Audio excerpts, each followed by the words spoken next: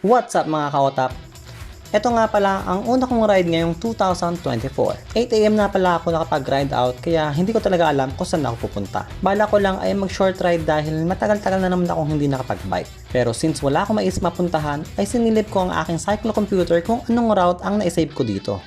At nakita ko ang ruta papuntang Tagaytay na dadaan ng Conchu at Amadeo. At since hindi ko pa ito nadadaanan ay sinunod ko na lang ang rutang ito. Ang gamit ko nga palang cyclocomputer ay ang IGP Sport PSC200 na may navigation na. Meron akong unboxing and review nito kaya tingnan nyo na lang sa aking channel.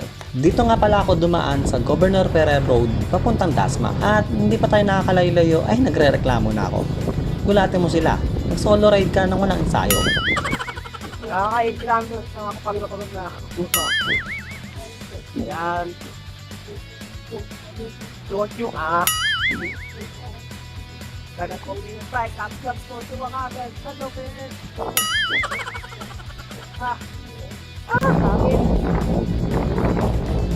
At pagdating sa dulo ng Governor Ferrer ay kakanan naman tayo papuntang Barangay Conchu.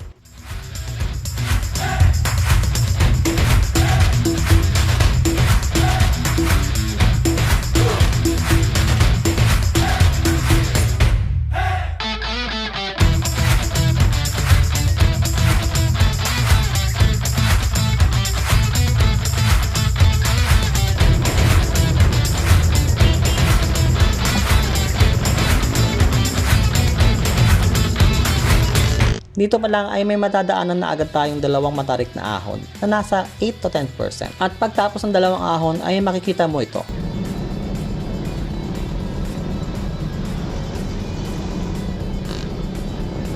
Kaya siguradong hindi ka maliligaw pag pumunta ka ng Conchu. Pagpasok natin ng Barangay Conchu ay bubungad agad sa atin ang ahon. Hindi ko lang sure kung kita sa gamit nating camera na Insta360. Pero naglalaro ang ahon na ito sa 3 to 5% gradient pagpasok mo pa lang. Babaan na ako ng chain ring. Lang yan. Pasok pa lang sa Barangay Conchu. 3.5 ka agad. At ang kahabaan naman ng Conchu ay naglalaro sa isang mahabang 2 to 4% gradient. May mga part naman na nasa 0% pero sobrang dalang nito at sobrang iksi lang. Kaya sulitin mo na. Ang pinakamataas na ahon dito ay nasa 6 to 7% gradient. Kaya naman, basta sundin mo lang ang iyong pacing para hindi ka kagad maubos. Napakasarap pumadyak dito dahil kahit na maaraw, malamig ang simoy ng hangin at halos solong-solo mo ang daan. Sarap pumadyak dito sa Barangay Conchu. Ang presko ng hangin. Mapuno. Tahimik pa. At konti lang yung dumadang sa sakyan. At pag nadaanan mo na itong mga bahay-bahay, ay ibig sabihin malapit ka na sa arko ng Barangay Amadeo. Habang pinapadyak ko ang kahabaan ng Conchu ay bigla ako nakaramdam ng kirot sa aking kalawang hita. Kaya nagpahinga na muna ako at baka magtuloy-tuloy ito. After ko makapagpahinga ay sinubukan ko ulit pumadyak. Pagpasok mo ng arko ng Barangay Amadeo ay dito na magsisimula ang mga ahon na nasa 5 to 10% gradient. Dito ko na naramdaman na halos kumikirot na ang kalawang hita ko na parang umaabot na sa tuhod ang sakit. Kaya minabuti ko na muna maghanap ng masisilungan para mas makapagpahinga ng mahaba-haba. At nang may makita akong makakainan ay kumain na rin ako. After ko makapagpahinga at makakain ay pinagpatuloy ko na ang aking pagpadyak. Pero habang pumapadyak ako ay biglang nanigas ang muscle ng kaliwa kong hita at hindi ko na maibend ng maayos ang aking tuhod. Dito ko na naramdaman na sobrang sakit na talaga at kahit wala akong masilungan ay huminto na muna ako.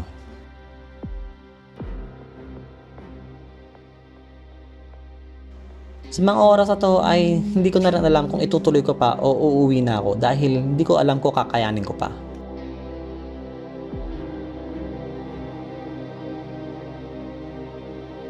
Pero dahil malapit na ako sa Tagaytay ay napagdesisyonan kong ipagpatuloy na at tiyagain na lang ang natitirang ilang kilometrong pagpadyak.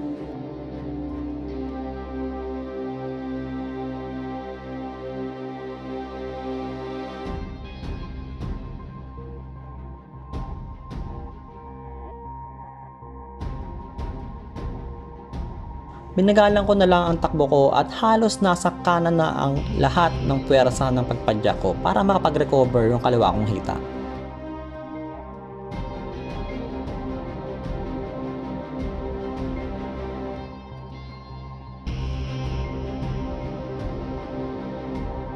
At nang makita ko ng likuan papuntang Praying Hands sa tapat ng Sky Ranch ay sobrang saya ko.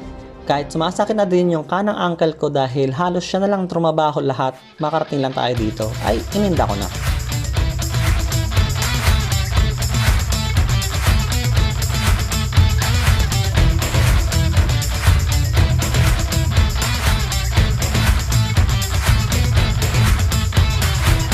Dito ay biglang nalobat yung Insta360 na gamit ko kaya kinuha ko yung isa kong camera hanggang sa makarating tayo ng Monument of San Miguel Arcangel.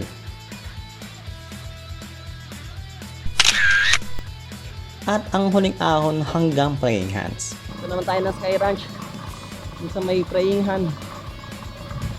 Tapos matam na ako na makakainan para mapagpahinga. Tapos uwi na. Naabot na ako ng tanghali. Time check natin is 12:03. Kahit sobrang bagal ko. Kahit ganda puli-pulikat na at nanigas na yung muscles ng left. Nahita ko. Natsagaan natin. At nakarating tayo sa destination natin. Sobrang saya.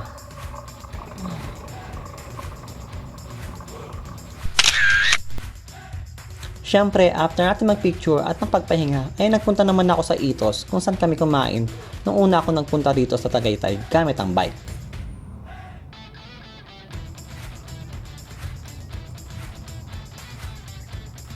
At pagtapos ay umuwi na rin ako. Bala ko sanang dumaan sa Aguinaldo Highway pa uwi para magmukhang loop siya pagdating sa Straba. Pero dahil sa mukhang traffic at tanghali na din ay bumalik na lang ako sa Amadeo at dun lumusong pa uwi. So ayun mga kauna, pauwi na tayo. Pahinga tayo, nakakain na rin.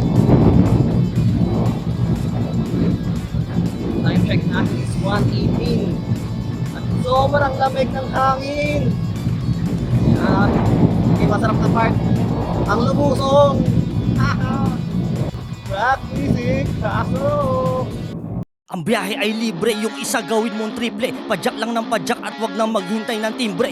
Lakbayin ng kilometro gamit ang sariling paa, magpapagulong at walang imposible. Sana naman panibagong umaga, handa na muli sa bagong pag-asa. Halika na at sumama sa pagpadyak, sa patag man o sa daan na malumpak. Umusad man ang kilometro o isang dangkal, ang importante wag kang titigil sa pagpedal. Halika na at sumama sa pagpadyak, sa patag man o sa daan. Habang ninanamnam ko ang mahabang lusong pa uwi, ay naisip ko na sa buhay talaga natin ay may mga raranasan tayong hirap at pagsubok. At kung tsatsagain natin ito at hindi susukuan, kahit na hirap na tayo, ay makakakamtan din natin at maaabot ang mga pangarap natin sa buhay.